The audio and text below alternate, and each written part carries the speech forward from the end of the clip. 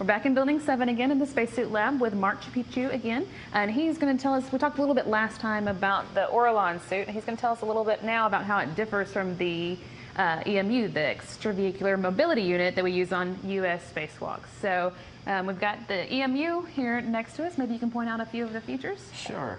I mentioned that on the Orlan, how you ingress through a door in the back of the suit. So that's one of the main differences between the two suits, how you put the suit on, how you don it. The EMU is made more like clothing, basically. You have all these components that you have to put on. The hard upper torso is attached in the station so the crew can ingress it, but for each crew member you have to add their own arms, their own lower torso.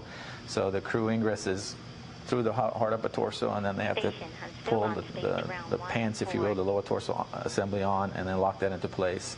They have to put the helmet on as well, because that's not attached like on the Orlan. And then lastly, they put on the gloves. Okay, so and you were showing us on the Orlan suit how they have to kind of cinch to the different sizes. We have different size arms and legs and hard upper body torsos.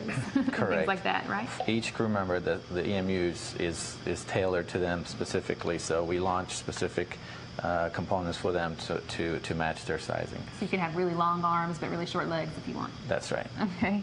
And then we've seen people get into the suits and on the station in microgravity. I'm sure it's probably even a little easier than it is here, but you have to kind of crawl up into it and...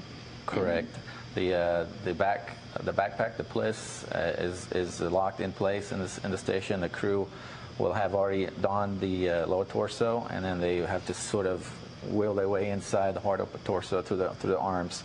And it's not an easy procedure. And once they're in there, they lock the lower torso in place, and then the helmet. Okay. And how long does it take us to get ready for a spacewalk? We're about around 4 hours, around the same time. Okay.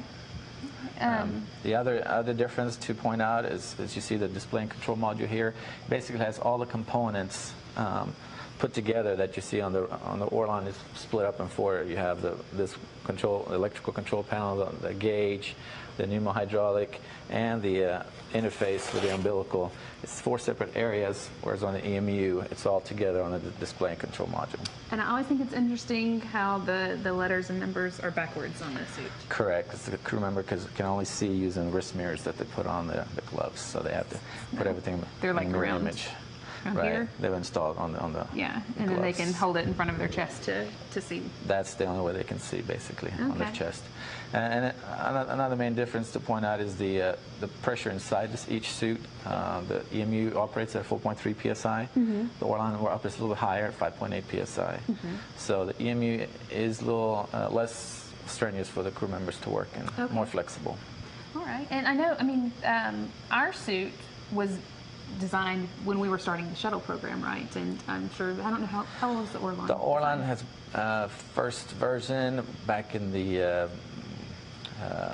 Voskhod and when they had the Salute, their space station. So it's been from the late 60s.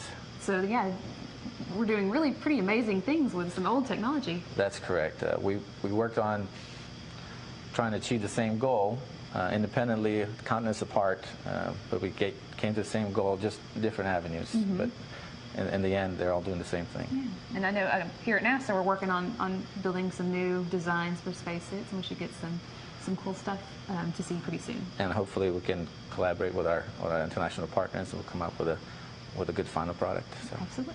Well, thank you again, Marc. We really appreciate you talking with us. Well, thank you very much.